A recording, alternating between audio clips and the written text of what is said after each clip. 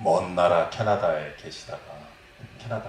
저는 미국에 네. 캘리포니아? 보스턴. 보스턴, 매사추세츠. 매사추세츠. 네. 고양이를 부탁해 때가 실례지만 그때 이제 나이가 어떻게 돼요?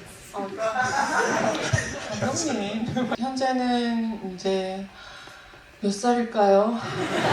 두 분 다 되게 자연스럽게 흡연하시면서 되게 멋있었는데. 네. 나는 저기 중독이 되지 않을 거야.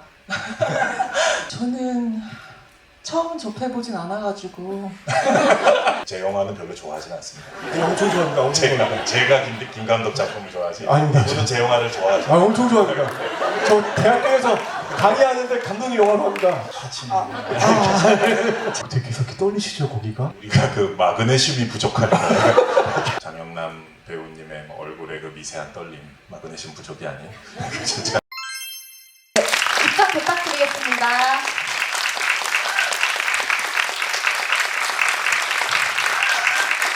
네, 먼저 앞에 서셔가지고 인사 한 번씩 드리고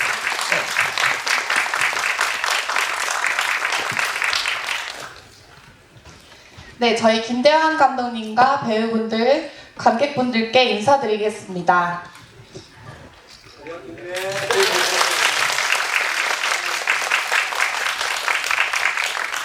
네, 저희 마이크를 넘겨서 그 소감 한마디씩 전달 부탁드리겠습니다. 안녕하세요. 비밀을 수밖에 연출한 김대한입니다. 반갑습니다. 오늘 찾아와 주셔서 너무 감사드리고 부디 좋은 기억으로 남길 바라겠습니다. 감사합니다. 네, 안녕하세요. 네, 굉장히 미숙한 아빠 역을 맡은 박지일입니다. 예, 여러분들 영화 재밌게 보셨습니까? 네, 가서 소문들 좀 많이 내주시고요. 예, 오늘 찾아주셔서 고맙습니다. 네, 안녕하세요. 지도 엄마 정아 역을 맡은 장영남입니다. 반갑습니다. 네, 제 영화 이렇게 보러 와주셔서 너무너무 감사드립니다.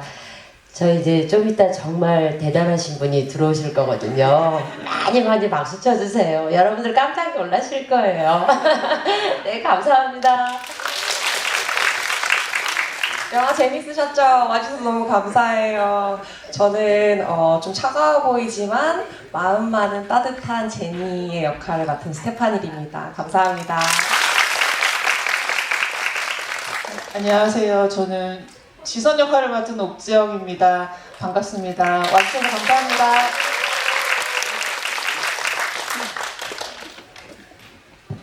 네, 배우분들과 감독님분 착석 부탁드리고요.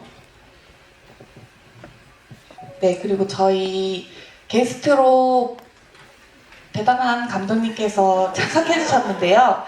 네, 입장 부탁드리겠습니다.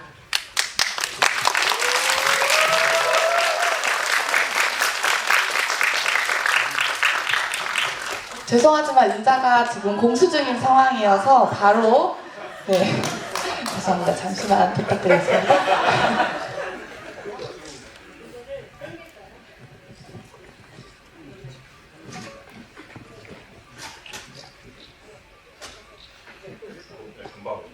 의자가 금방 올 거라 가지고. 감독님 잘생기셨어요.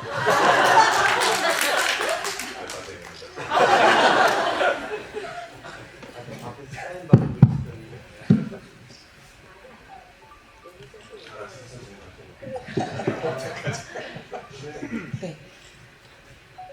그러면 저희 바로 진행을 부탁드립니다. 감독 오셨으니까 저는 그냥 갈까요? 의자도 없는데. 선배님은 괜찮습니다. 네, 일단 제가 뭐 이 작품의 관계자는 아니지만 서포터이자 이 작품의 또 여기 배우님들 김대환 감독님의 광팬으로서 이렇게 같이 얘기할 수 있는 기회가 돼서 너무 즐겁습니다. 저는 작년에 극장에서 이 영화를 시사회 때 봤고요. 어제 오늘 또 봤습니다. 2번, 3번 보면은 더 재밌습니다. 우러나오는 맛이 있어서 여러분들도 꼭 의무적으로 반복 관람 부탁드립니다.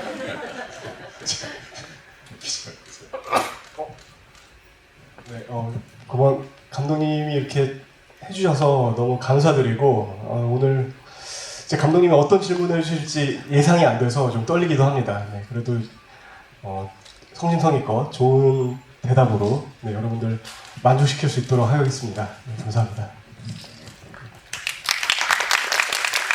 일단 여기 포스터 보면은 일단 이제 6명 주요 캐릭터들이 어떤 앙상블 영화인데 네네.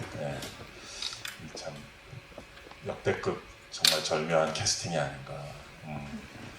마침 선배님 옆에 계시니까 이렇게 좀 짜증나는 캐릭터를 맡아보는 게 되게 오랜만이신 것 같은데 주로 좀 뭔가 근사하고 지적인 역할도 많이 하시고 그러셨는데 어떠셨습니까? 처음에 대본 보시고.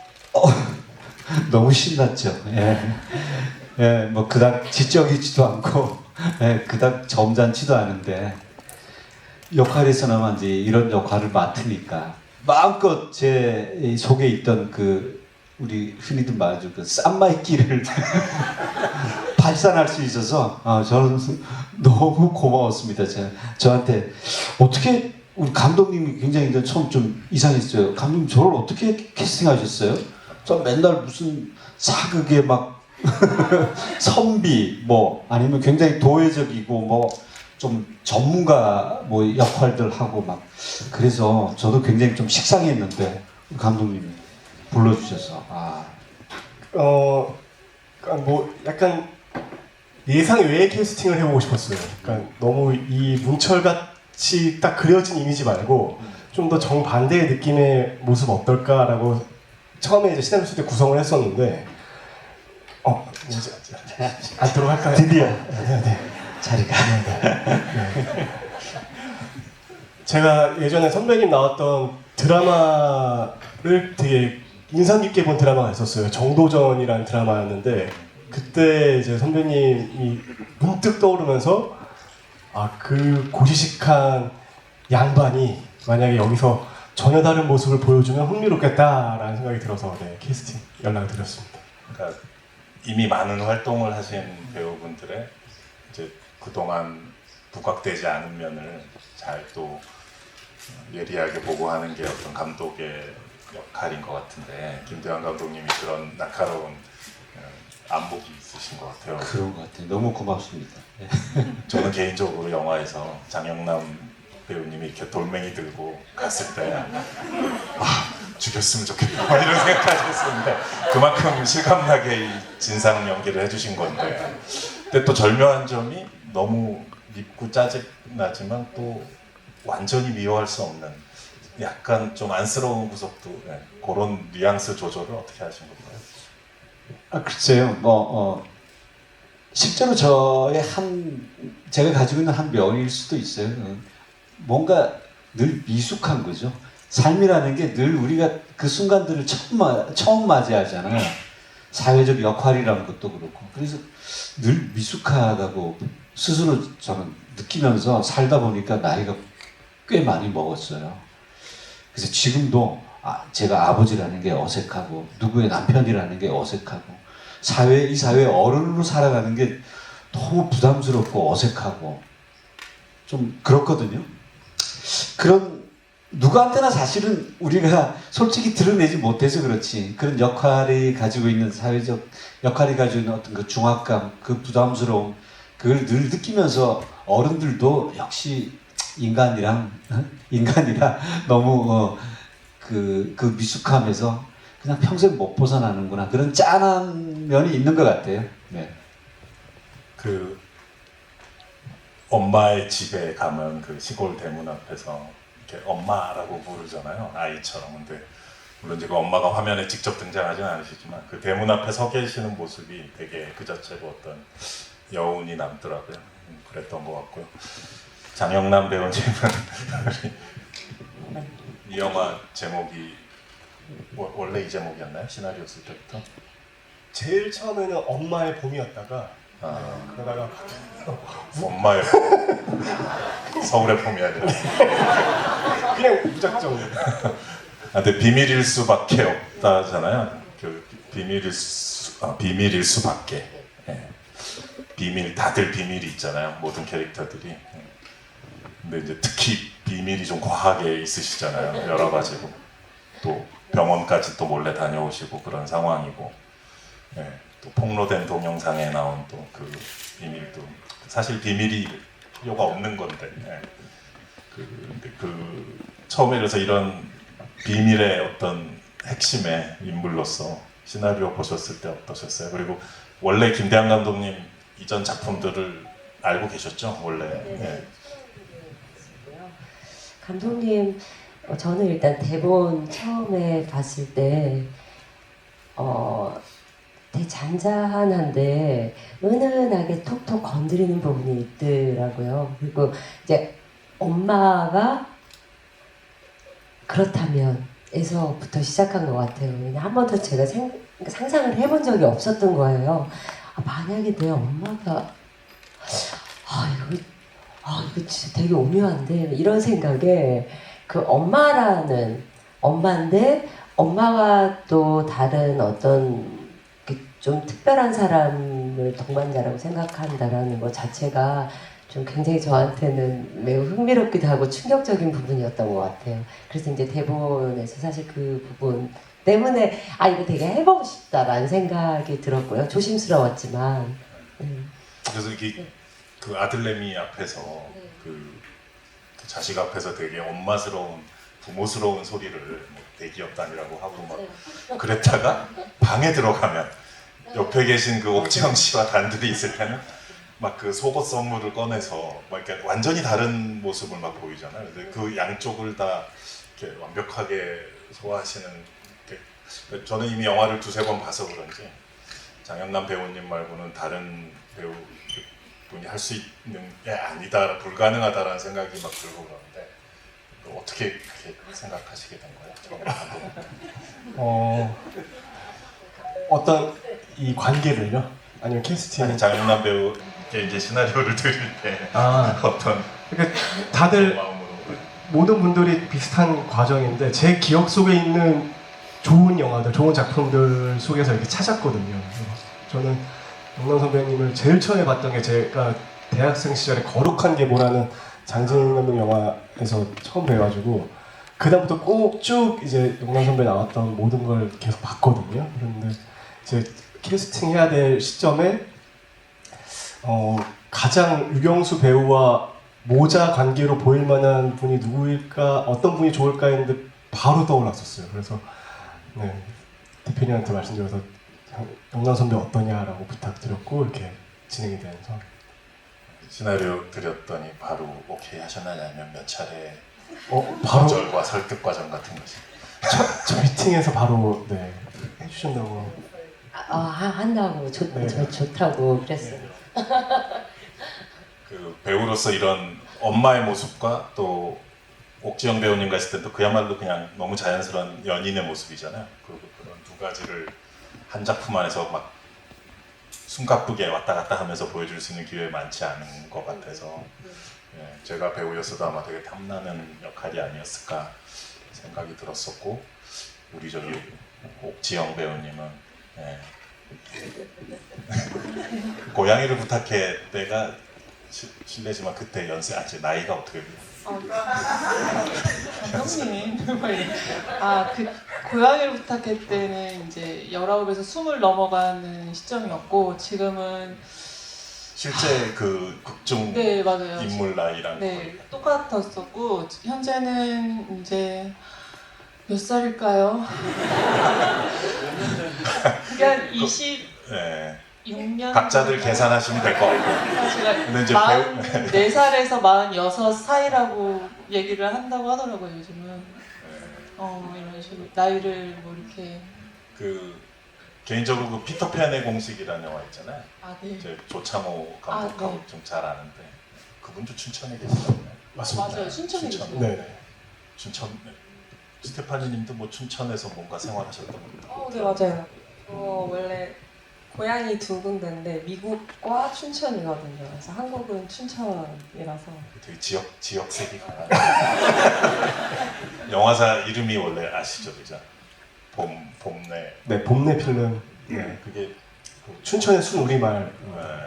춘천의 그 회사 이름이. 네, 아니 그래서 그 옥 배우님이 이제 영화에서 처음 등장하실 때 장면이 전 되게 인상 깊었었어요. 그 엄마와 아들이 이렇게 얘기하고 있는데 밖에서 이렇게 키가 큰 어떤 분이 약간 삐딱한 폼으로 이미 거기서 담배를 피셨죠. 아, 네, 담배를 피고 있었어요. 이 담배를 계속. 딱 네. 피면서 이렇게 껌껌한 창밖에 아, 맞아요. 약간 우리가 흔히 한국에서 생각하는 흔히 보통 짜여져 있는 가족 틀 뭔가 약간 나쁘게 말하면 이물질이 이렇게 집으로 침입해 들어올 것 같은 뭐 감독님의 의도인지 모르겠지만 약간 그런 식으로 처음에는 묘사가 돼 있어요. 근데 아주 빠른 속도로 막 스며들잖아요. 나중엔 그래서 스테파니님 캐릭터랑도 사랑하는 사람의 아들의 이제 파트너가 될 사람인데 전 두 분이 그 담배 피는 장면이 저는 되게 명장면이었다고 생각해요. 간결하지만 감사합니다. 철원기행이라는 이제 그 김대환 감독님 첫 작품에서도 거기서는 고부간에 시어머니와 며느리가 딱 맞담배 피는 명장면이 있습니다. 골목에서 이렇게 눈이 왔나 아니면 눈이 엄청 이래 보이네요. 눈이 오는데 거기에 이은 어떤 또 다른 담배 흡연 명장면인데 그 두 분이 담배 필 때 그 힘내라라 그러나 아니 지지 말라 그랬죠 거기서 지지 말라. 지지 말라. 그 조용하고. 그걸 그냥 아무렇지 않게 담담하게 딱 얘기하는데 옥지영님의 캐릭터와 그 상황을 이제 생각해 보면 되게 그렇게 간단한 말은 아니잖아요. 지지 말라고 하니 그래서 되게 찡한 울림이 있더라고요. 간결한데 그래서 두 분 다 되게 자연스럽게 흡연하시면서 되게 멋있었는데 그 장면 찍을 때 얘기 좀 잠깐 듣고 싶습니다. 저는 사실 이제 처음 접해보는 거라서 되게 걱정이 많았었는데 이제 좀 어색하면 어떡하지? 이게 자연스럽게 이렇게 나와야 되는데 그래서 좀 연습을 많이 했어요. 그래서 연습하는 동안 나는 저기 중독이 되지 않을 거야 하면서 연습을 했는데 약간 좀 되긴 하더라고요. 그 이후에 처음으로 흡연을 하면서의 이제 그런 대화를 했을 때 풀리는 그런 감정, 이런 해소를 개인적으로 처음 느껴본 것 같아요. 그래서 그 장면에서 연기라고 하기보다도 그냥 그 순간 자체가 그냥 해소가 되더라고요. 그래서 어느 날 이제 이렇게 그 장면을 찍으면서 뭔가 띵하면서 진짜로 언니의 그런 조언이 정말 가슴을 탁 찌르는 그런 감정이 들었던 것 같아요. 오늘 어땠어요? 저는 처음 접해보진 않아가지고 그냥 사실은 지선이라는 캐릭터가 이 가족은 아니잖아요. 근데 가족이 아님에도 그 안에 자연스럽게 스며들면서 모든 캐릭터들의 조력자라고 생각이 들어서 이 씬을 찍을 때도 그냥 그런 마음으로 했던 것 같아요. 뭐 특별히 뭐 어떤 의미를 두고 뭐 이렇게 했다기보다는 정말 그냥 가볍게 지지 마. 뭐 괜찮아. 이거 아무것도 아니야 라고 그냥 말해주고 싶었던 것 같아요. 그래서 그렇게 연기를 했던 것 같습니다. 네, 감사합니다. 그 장면이 인상적이었던 이유는 뭐 꼭 흡연하는 폼이 멋있어서 아니면 뭐 또 마지막 그 대사 때문에 꼭 그것만이 전부는 아니고 이 영화 전체적으로 그런 흐름이 있는 것 같아요. 다 모이면 캐릭터가 6명인데 6명 또는 5명이 움직이는 함께 있는 씬과 이렇게 둘씩 찢어져서 나눠져 있는 씬들이 있어요. 그래서 둘이 있을 때와 6이 있을 때 상당히 다르거든요. 모든 상황들이 서로 뭐 사돈어른 뭐 이렇게 부르고 어머님 뭐 이러다가 이제 각자 방으로 갔을 때 이 세 커플이 있는 거잖아요. 이 세 커플이 선배님 오늘 못 오셨지만 이제 선배님의 와이프 되시는 그 박지아변 그분도 뭐 엄청 막강하신데 뭔가 압도적인 존재감이 있죠. 이 커플, 그 다음에 이 옥지영, 장영남 배우님 커플, 그 다음에 이제 우리 젊은 커플, 이 세 커플이 각자의 공간에 이렇게 찢어져 있을 때는 양상이 또 되게 다르고요. 또 둘씩 재밌는 조합들이 있어요. 또 선배님도 그 우리 아들내미랑 같이 그 국밥집이었나? 그 엄마를 만나서 둘씩 계속 그 절묘하게 페어링을 하고 있거든요. 김 감독님의 시나리오가. 그래서 이 둘이 있을 때 어떤 더 내밀하고 좀 솔직해지고 편안한 관계가 이제 모였을 때는 뭔가 마치 한국에서 우리가 무슨 명절에 제사 지낼 때나 차례 지낼 때 같은 뭔가 한국적인 격식을 갖추려고 하게 돼요. 이 호칭부터가 뭐 어머님, 사돈어른, 뭐 아버님 뭐 이러면서. 그래서 그런 미묘한 변화들, 그리고 거기서 오는 이상한 압박감이 있죠. 불편한 압박감. 원래 한데 모이기 힘든 사람들이 춘천 마라톤 때문인가? 네, 봄내 마라톤. 봄내 마라톤 때문에 이제 숙박을 못 찾고 다 모이게 되면서 이 사달이 나는 건데, 이 소동이. 그래서 그런 이 절묘한 인간관계의 변주들이 이제 6이 있을 때와 5이 있을 때, 둘이 있을 때. 그리고 옥지영님 캐릭터도 약간 뭔가 흔히 가족 영화에서 보는 캐릭터가 아님에도 불구하고 또 예식장 그런 거 할 때 보면 쓱 따라가서 뭐 아 이거 4만 원에 해줘요 이러면서 또 수더분하게 그럴 땐 또 되게 그런 것도 서슴없이 잘 한단 말이에요. 그래서 그 거기서 오는 어떤 넉넉한 사실감 같은 것들이 깔려 있는데 뭐 제가 제멋대로 생각한 건가요? 아니요. 시나리오 쓸 때 어떤 느낌으로 하신 건지. 그러니까 가족 영화의 이제 3번째 작품이잖아요. 그러니까 철원기행은 이제 5 구성원의 이야기였다면 초행은 양가의 집안, 그렇지만 따로 떨어져서 보여주는. 근데 이번 영화는 그 양가가 다 모여버리는 한 공간에 뭐 그런 구성이 되었는데, 그때부터 이제 제가 흥미롭게 느꼈던 게 지금 말씀해주신 그런 부분이었거든요. 다 모였을 때, 혹은 누군가 둘, 셋 이렇게 모였을 때 전혀 달라지는 그 가면들. 네, 그래서 이 영화에서도 그런 부분들을 어떻게 하면 흥미롭게 보여줄 수 있을까를 시나리오 때 고민을 많이 했던 것 같아요. 그래서 현장에서도 촬영 중간에 갑자기 번뜩 이걸 보여줬으면 좋겠다 해서 즉흥적으로 만든 것도 있었고요. 네, 그 관계를 제가 흥미롭게 좀 봤던 것 같습니다. 지금 그 얘기하니까 이제 떠오른 장면이 그 되게 야심적인 스테디캠이었나요? 다리였나요? 그 이동하는 샷이 있어요. 그 처음에 여기 선배님 방에서 시작해가지고 네네. 박자 배우는 그러다가 거기서 이제 그 아들이 또 되게 쓸데없이 한국적인 막 그 사위 포맷으로 행동하잖아. 뭐 그렇게 익숙하지도 않아서 괜히 주물러 드릴까요? 막 이러다가 이제 되게 뻘쭘해지죠 상황이. 그래서 이렇게 쓱 나올 때 네네. 카메라가 이렇게 빠져나오면 마루의 먼 쪽에 이렇게 옥지영님이 딱 서 있죠. 네. 약간 묘한 느낌을 풍겨요. 이렇게 먼 거리를 두고 서 있는데 엄마 방으로 가는 네네네. 모습인 거죠, 그죠? 네. 낯선 여인이 엄마의 방으로 아직은 잘 모르는 사람인데 이렇게 가고, 그러다 카메라가 이제 스테파니님이 있는 그 젊은 커플의 방으로 들어간 다음에 어떻게 한 겁니까? 카메라 어떻게 고정시킨 거예요? 스테디캠 오퍼레이터 그렇게 오랫동안 대사할 동안 들고 있기 되게 힘들거든. 뭐 이렇게 스탠드 놓은 겁니까 거기? 아니요, 그냥 들고 있었습니다. 큰일 날 사람이네. 그 스테디캠 기사가 이거는 진짜 네. 노동부에 고발을. 근데 그 어떤 분이야? 그 정말 카메라가 안정돼 있더라고요. 네. 내가 가장자리를 자세히 봤는데 네. 단 1mm의 흔들림도 없더라고요. 그래서 저걸 저렇게 손으로 쥐고 있긴 힘들었을 텐데.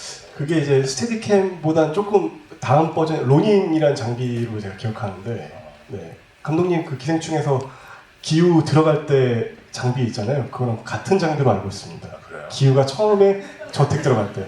그랬었나? 기억이 안 나네. 네. 개지로 좀 직업적인 비밀을 좀 물어보고 싶어가지고. 근데 원래 김대한 감독님이 그 고레다 히로까지 감독의 광팬입니다. 가족 영화의 또 대가시죠 그분도. 그래서 제 영화는 별로 좋아하진 않습니다. 엄청 좋아합니다. 엄청 좋아합니다. 제가 김 감독 작품을 좋아하지. 아닙니다. 저는 제 영화를 좋아하죠. 엄청 좋아합니다. 저 대학교에서 강의하는데 감독이 영화로 합니다. 틀렸어요. 여기서 없었는데 어쨌든 그 저도 고레다이로까지 감독님의 가족 영화들 되게 좋아하는데 어느 가족도 있었고 걸어도 그것도 되게 잘 좋아하는데 이제 나름 가족 3부작이라는 거를 이제 만드신 것 같아요. 철원기행부터 초행이라는 영화도 또 이제 그 가족이 시작되는. 네. 그 이번은 정말 왁자지껄한 가족 소동극인데. 네네.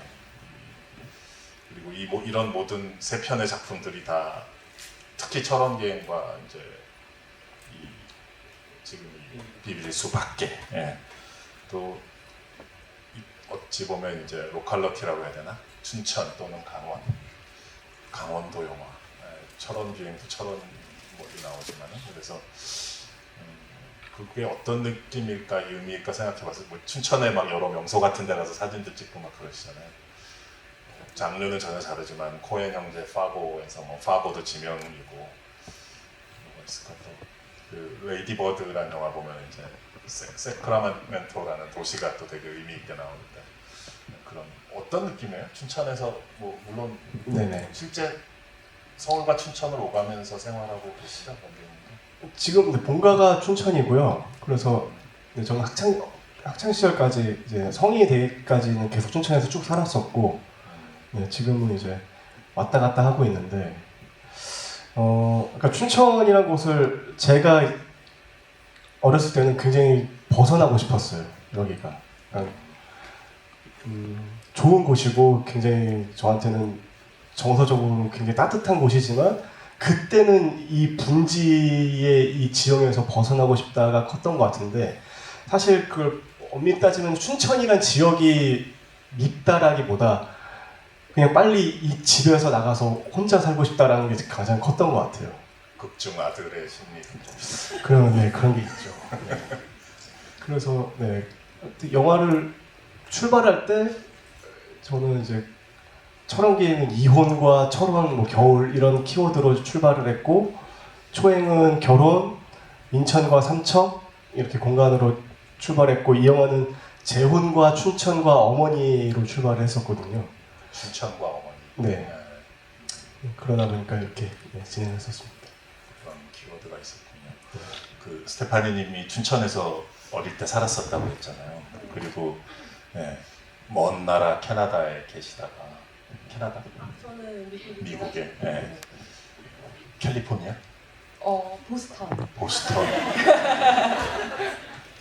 매사추세츠 매사추세츠. 동부에 사셨구나. 그래서 먼 곳에 계시다가 이제 이렇게 한국에 돌아와서 또 이렇게 뜻깊은 영화도 찍게 됐는데 어렸을 때 살았던 곳에서 찍게 되니까 그게 어떤 느낌이셨어요? 그리고 극중의 역할도 사실 본인의 실제 상황과 약간씩은 겹쳐지는 면들이 있잖아요. 외국에서 살다가 와서 되게 한국적인 어떤 장소들을 돌아다니면서 처음 보는 사람들을 만나게 되고 이런 과정이 본인의 삶의 과정하고 또 비슷한 느낌도 있었을 텐데 어떠셨는지? 일단 이 대본을 읽은 게 저는 제가 미국에 다시 이사를 가서 좀 한 2, 3년 정도 활동을 쉬면서 이제 이 대본을 읽게 되었는데 오랜만에 읽어보는 대본이기도 했고 춘천의 배경과 가족의 이야기를 이렇게 읽는데 너무 가고 싶은 거예요. 아, 한국 가고 싶다, 춘천 가고 싶다. 근데 그런 명소들이 사실은 어떻게 보면 관광지지만 춘천인들에게는 사실 갈 데가 별로 없어서 거기서 그냥 놀거든요. 그래서 관광지이지만 그냥 유일하게 갈 수 있는 그런 스팟들이라서 거기가 예전에는 그냥 그랬었던 것 같은데 너무 가고 싶다. 그리고 가족이 너무 보고 싶다. 이런 향수를 엄청 일으키는 대본을 보면서 다시 활동을 해야겠다. 그리고 춘천을 빨리 가야겠다. 그래서 저도 본집이 춘천이라 본집에서 있으면서 이제 촬영을 했고요. 가족들이 거기 계셨군요. 네네. 그래서 물론 제니는 춘천을 처음 가본 걸로 나오지만 어쨌든 한국에는 처음이 아니었을 거고 본인이 살았던 그런 공간들이 막 떠오르면서 향수에 비슷한 느낌들을 또 느꼈을 것 같아요. 그래서 진우의 그런 제가 남편이 될 약혼자의 그런 공간들을 보면서 더 사랑에 빠지면서 나의 그 아이덴티티를 찾는 것 같은 느낌도 들면서 그래서 좀 비슷한 부분들이 있었던 것 같아요. 근데 처음 엄마 아빠가 왔을 땐 되게 좀 짜증을 내시더라고요. 너무 싫죠. 약간 창피해하는 느낌. 너무 창피하죠. 이 자리에 안 계시지만 또 우리 박지아 배우님을 언급하지 않을 수가 없는 네. 제니 엄마. 우리 선배님을 벽에 밀어붙이고 되게 강도 높게 압박하는 장면이 있지 않습니까? 거기 김대환 감독의 카메라도 이렇게 조여들듯이 딱 압박해 들어가는데 그 씬을 보면 아마 평소 이 부분은 어떨 때로는 이렇게 맞고 지내시는 게 아닌가. 그래서 그 두 분이서 그 부부 역할을 하게 되면 원래 배우분들이 서로 얘기를 많이 하더라고요. 그 감독의 컨트롤과 별개로. 그래서 두 분이서 뭐 따로 얘기 나누신 것도 있고 그랬나요? 감독님하고도 얘기 많이 하셨겠지만. 아니요, 정말 놀라울 정도로 별로 얘기를 안 했어요. 그 캐스팅을 딱 하는 순간 그 관계가 딱 그려지더라고요. 그냥. 딱 그려지면서 이건 그냥 내가 이렇게 소리가 좀 더 크다 뿐이지 뭐 이 관계에서는 내가 일단 물리적으로 압도적으로 나는 늘 제압당하는 관계겠구나. 이게 그냥 느껴져서 뭐 별 얘기가 필요 없습니다. 굉장히 저절로 그렇게 되더라고요. 네, 그 일단 시각적으로 풍기는 분위기 자체가 네. 이 두 분의 부부의 관계를 설명해주는. 뭐 제가 외모 묘사나 언급을 하려는 의도는 전혀 아니고 보면은 말투도 그렇고 배우가 짓는 표정, 네. 손짓, 또 그 박재혁 배우께서 선배님이 뭐라고 막 이렇게 떠들고 주장하는데 이렇게 조용히 하시는 장면이 있어요. 근데 그 모든 것이 다 설명되더라고요. 그리고 그 훌륭한 배우분들은 다 공통점 특징인데 자신의 신체적인 어떤 특징이나 스타일을 되게 잘 활용하시잖아요. 박지아 배우님도 그런 면이 있는 것 같고 감독님도 약간 그런 어떤 아이디어들 같은 게 있으셨던 거죠. 일단 캐스팅 과정에서 지금 말씀하신 것처럼 시각적으로 일단 분명한 그 관계가 드러났으면 좋겠다라고 생각을 했었고, 근데 사실 그런 모습을 저는 이렇게 제 가까운 지인 중에 본 적이 있거든요. 네, 그래서 저희 친척 중에, 네, 그래서 그분을 떠올리면서 시나리오 쓸 때 그 캐릭터 디자인도 했었고, 네, 그러다 보니까 좀 해당 친척님께서는 이 작품 보셨나요? 아직.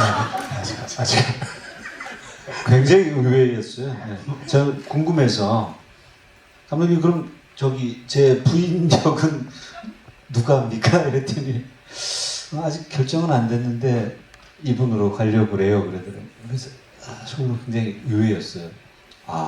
그러면서 나를 캐스팅한 것과 같은 의외성이 충분히 있는 캐스팅이구나 이렇게 생각했죠. 그 장영남 배우님도 저도 옛날에 이제 되게 훌륭한 연극 공연에서도 많이 뵙고 그랬었는데 영화도 뭐 많은 작품을 해오셨지만 이 작품이 갖는 의미라고 해야 될까? 다른 작품에서는 해본 적이 없는데 워낙 작품을 많이 하셨지만 여기서는 내가 이게 도전이다. 이런 것 때문에 심지어 설레이면서 또 부담도 된다. 대배우 이제 정말 경력이 오랜 대배우분들도 항상 그런 어떤 작품이건 작품을 할 때마다 설레이면서 동시에 불안해지는 또 겁이 나는 그런 부분들이 다 있더라고요. 솔직하게 얘기를 하실 때 들어보면은 그래서 어떤 점이 이 작품에선 그러셨나요? 이제 제가 사실은 뭐 실제 성격이나 이런 거 말고 보여지는 이제 캐릭터 맞는 캐릭터가 굉장히 말세고 막 좀 극악스럽고 무섭고 저 보면 무서워요 막 이러시는 분들도 있거든요. 근데 이제 한편으로는 연기를 하면서 그게 이제 저한테 조금 해소가 되기도 했어요. 왜냐면 평상시에 막 그렇게 소리 지르고 살 수가 없으니까 화가 날 때 막 표현을 하거나 그런 걸 많이 잘 못하는 편이라 오히려 좀 그런 캐릭터를 맡으면 채찍이 내려가고 좀 해소가 되더라고요. 그래서 이제 굉장히 즐겁게 또 즐기면서 이제 그런 촬영을 하긴 했는데 좀 어떤 부분 내가 너무 캐릭터만 가지고 가는 게 좀 답답할 때가 있더라고요. 보여지는 그냥 그런 강함 이런 게 아니라 그냥 현재 내가 조금 잔잔하게 살아 숨쉬는 그냥 장영남이 그렇게 좀 녹아드는 그런 연기를 해야 되는데 이런 게 이제 늘 저한테 갈증으로 있었던 것 같아요. 지금도 있고. 근데 아마 그런 것이 주어진다고 해도 제가 완벽하게 그걸 또 해낼 것이다 라는 막 해낼 거야 막 이런 게 아니라 늘 걱정이 되죠. 또 잘해야 되는데 막 이러고 너무 고민을 많이 해요 혼자. 그리고 단 한 번도 내가 한 거에 만족을 한다? 괜찮았어. 이 정도면 괜찮았어. 라고 느껴본 적이 너무 없는 거예요. 저는. 그러니까 이게 뭐 자존감이 낮은 건지 모르겠지만, 그냥 늘 내가 나한테 주어진 역할들을 좀 성실하게 어떻게든 좀 그 결에 맞게 좀 성실하게 해내고 싶다라는 마음이 이제 평상시에 굉장히 큰 편이고요. 어떤 부분 이제 김대한 감독님의 작품 이 비밀의 수밖에 철옹기나 이런 거 보면서 내가 좀 도전해 볼 수 있을 것 같아라고 이렇게 생각했었던 것 같아. 이게 좀 일상적이지 않을까 막 이러면서 나 엄마니까 막 이런 어떤 혼자 희망에 차고 또 이렇게 활기차게 이 작품을 접했던 것 같아요. 근데 사실은 하면서도 이게 내가 이게 하고 있는 게 맞나? 이거 아닌 것 같은데 이러면서 너무 현장에서 걱정을 많이 했어요. 사실.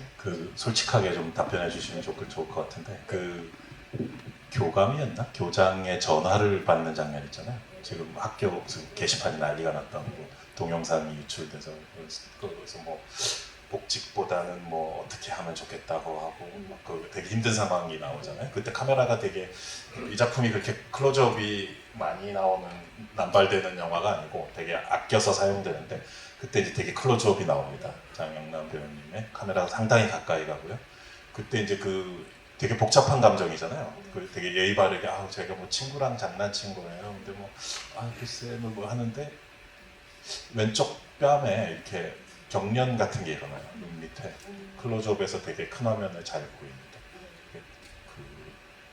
그런 부분을 그러니까 예를 들어 제가 마더 찍을 때 김혜자 선생님이 이렇게 그 장면이 예고편에도 쓰이는데 제 아들이 안 그랬거든요 하면서 이렇게 눈이 허옇게 이렇게 확 순간적으로 되는 장면이 있어요. 근데 그걸 찍고 저는 보면서 되게 쇼킹했었거든요. 근데 모니터 이제 찍은 후에 모니터를 같이 보죠. 근데 본인께서 되게 깜짝 놀라셔서 내 눈이 왜 저래? 징그러워. 본인도 되게 놀라신 거예요. 그래서 감독님 이 테이크 안 쓰실 거죠? 흉측해라. 그래서 저 너무 좋은데요? 하는데 그냥 그 감정에 몰입을 하셨나 봐요. 내 아들은 안 그랬다라고. 그러니까 눈이 저절로 그렇게 되신. 뭐 여기 선배님도 계시지만 제가 감히 상상해 보자면 이제 여러 가지 접근이 있을 것 같아요. 그런 자기 신체를 이용해서 그런 거를 이렇게 내일 아침부터 예를 들어 오늘 오후에 이 장면을 찍는데 나 이거 이렇게 해야겠다. 그러고 싶다 할 수도 있고 또는 카메라 돌아가기 직전에 왠지 그렇게 해볼까라고 할 수도 있고 또 아까 김혜자 선생님 경우처럼 했는데 모르고 자기도 모니터 보니까 내 얼굴이 왜 저래? 이럴 수도 있는데 어떤 경우였나요? 그 전화 받는 적? 마지막이 학교에서 전화 왔을 학교에서 때. 전화 왔을 때. 은행에서. 네, 은행에서 대출을 하러 갔다가. 그거 조금 생각은 했었던 것 같아요. 네. 그게 이제 사실 떨리는데 너무 충격적인 일이잖아요. 이게 제가 학생들을 가르치고 학교에 정말 보수적인 집단에 있는 사람인데 너무 이율배반적인 상황이 들켜버렸잖아요. 이제 정화의 사생활이 그 작은 동네에서 뭐 이루 말할 수가 없죠. 근데 사실은 아들한테 먼저 얘기를 하려고 했는데 이게 본의 아니게 아들이 먼저가 아니라 지금 모든 사람들이 다 알게 생겼으니 그 이제 두 가지 부분이 있었을 것 같다는 생각이 들더라고요. 그래서 일단 정말 너무 무서웠을 것 같아요. 떨렸을 것 같다. 이게 막 그런 심장이 막 진짜 터지기 일보 직전에 어떤 그런지 않았을까라는 그냥 떨림을 생각했었던 것 같아요. 그냥 그 떨림이라는 단어 네. 몇 번째 테이크 쓴 거예요?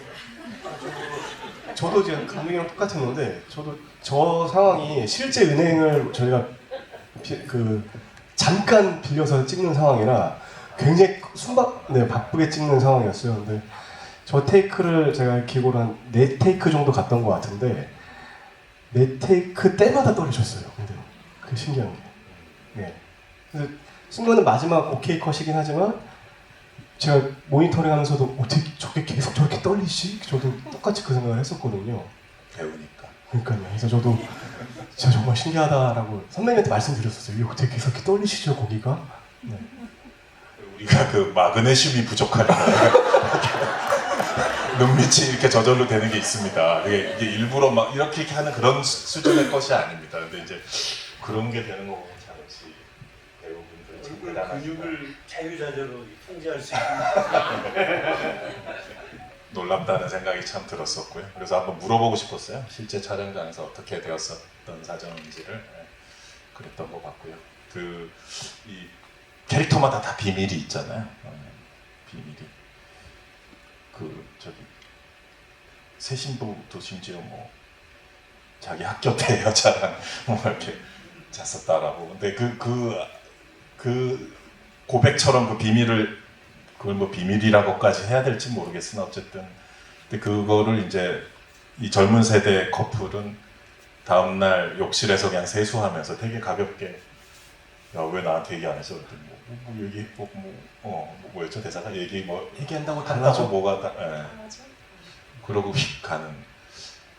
근데 그 비슷한 사안을 놓고 이제 이분께서는 그 하늘이 무너질 것처럼 거기서 그런 막 난동을 피우셨는데 그래서 이런 대조를 이제 하나의 영화 안에서 이제 이런 너무나 다른 대응, 대조, 리액션을 보는 게 어떤 김대한 감독 영화의 매력인 것 같고 또 언덕에서 굴르고 흙과 피가 뒤범벅이 돼서 마지막에 이제 젊은 커플과 이제 두 사돈어른이 더 이상 이제 사돈일 수도 없는 이제 막장까지 간 상태인데 거기 장영남 배우님이 마지막에 소리를 깍 지르시지 않나요? 그냥 내둡시다! 뭐 이러면서 그건 되게 진심인 것 같은데 연기의 영역을 벗어나서 힘드셨구나. 집에 갑시다. 뭐 힘드셨어요? 그때 아마 선배님들도 그렇고 굉장히 스태프들도 그렇고 가장 힘든 촬영이 그때가 있지 않을까. 왜냐면 이틀을 밤을 새가지고 찍는 상황이라, 그러니까 밤을 샜다는 게 아니라 그때만 밤에만 찍는 상황이라 완전 낮과 밤이 바뀌어 있었던 상황이었죠. 그래서 컨디션도 안 좋았을 것 같은데 그날 또 영화상 계절은 가을이지만 그날 굉장히 춥긴 했었어요. 그때가. 네, 그래서 선배님들 복장은 또 가볍고 하니까 좀 힘드시지 않았을까.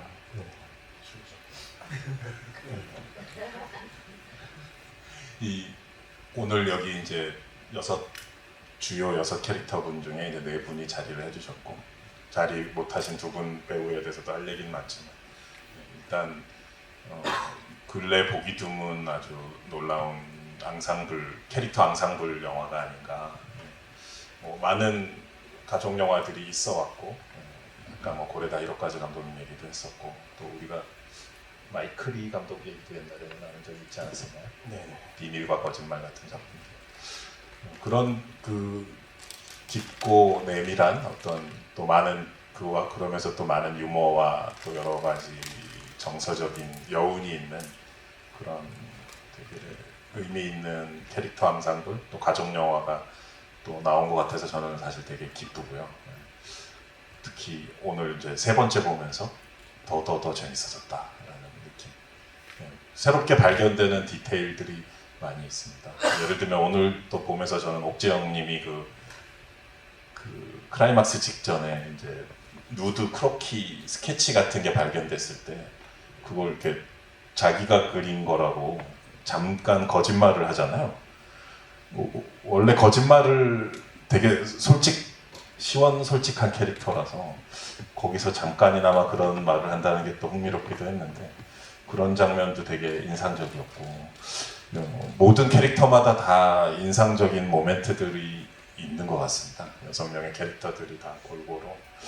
그래서 되게 귀한 작품, 그러니까 CG로 떡을 친 거대한 스펙타클 영화만 극장에서 봐야 되는 게 아니잖아요. 이런 아까 그 장영남 배우님의 얼굴의 그 미세한 떨림, 마그네슘 부족이 아닌 진짜 그 마음의 떨림을 그 극장 큰 화면으로 봤을 때 우리가 정말 느끼게 되는 거거든요. 그 거기서 오는 어떤 임팩트라는 것이 있는 거라 싶어서 이 섬세한 김대환 감독님의 캐릭터 앙상블 영화가 극장에서 이번에 9월달에 개봉이 돼서 영화 팬으로서 되게 기쁜 마음입니다.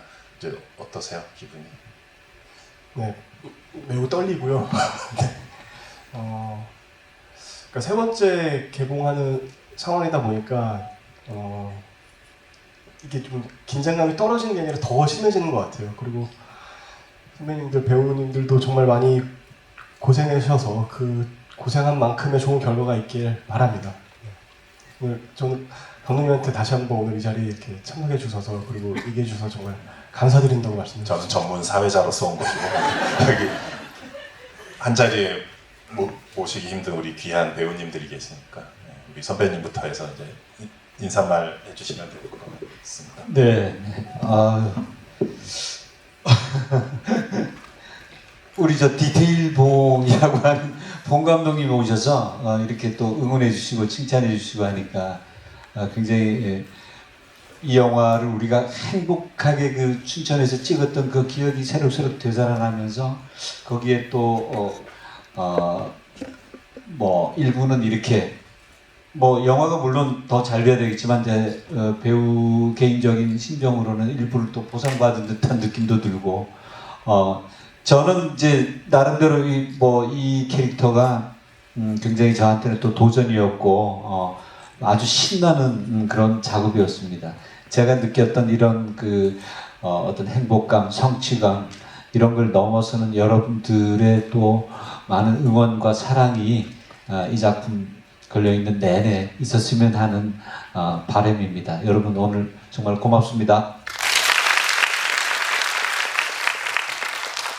네, 이렇게 이 시간까지 함께 이야기 이렇게 들어주셔서 너무 감사드리고요.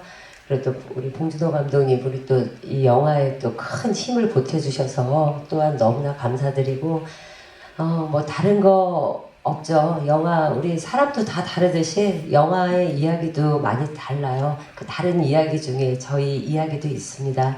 좀 많이 관심 가져주셨으면 좋겠고요. 그리고 또 많이 봐주셨으면 좋겠습니다. 네, 오늘 감사합니다. 귀한 시간 내주셔서 감사드립니다. 이 영화가 되게 가족에 대해서, 뭐 비밀에 대해서 여러 가지로 생각을 많이 하게 하는 영화인 것 같은데 생각도 많이 해주시고 홍보도 많이 해주세요. 감사합니다. 저희가 일어선 채로 아까 시작을 했었는데 다시 일어나서 인사를 드리고 퇴장하도록 하겠습니다. 예, 개봉을 축하드리고요. 감사합니다. 네, 여러분들 찾아주셔서 감사합니다.